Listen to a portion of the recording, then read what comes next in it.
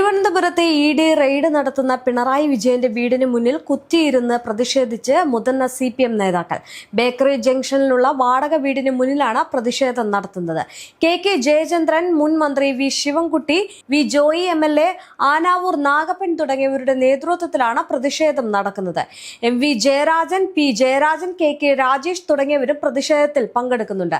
പ്രധാനമന്ത്രി നരേന്ദ്രമോദിക്കും മുഖ്യമന്ത്രി VD സതീശനുമെതിരെയാണ് മുദ്രാവാക്യം വിളിക്കുന്നത്. മോദി മേനോൻ വീടി ഇ.ഡി. വേട്ട CPM-നോട് വേണ്ട എന്നെഴുതിയ ബാനർ പ്രവർത്തകർ ഉയർത്തിപ്പിടിച്ചിട്ടുണ്ട്. പിണറായി വിജയന്റെ വീട്ടിലും CMRL ഓഫീസിലുമടക്കം 10 ഇടങ്ങളിലാണ് ഇ.ഡി. റെയ്ഡ് നടത്തുന്നത്. ബംഗളൂരിലും ഇ.ഡി. റെയ്ഡ് നടക്കുന്നുണ്ട്. ബംഗളൂരിൽ 6 ഇടങ്ങളിലാണ് ഇ.ഡി. പരിശോധന നടക്കുന്നത്.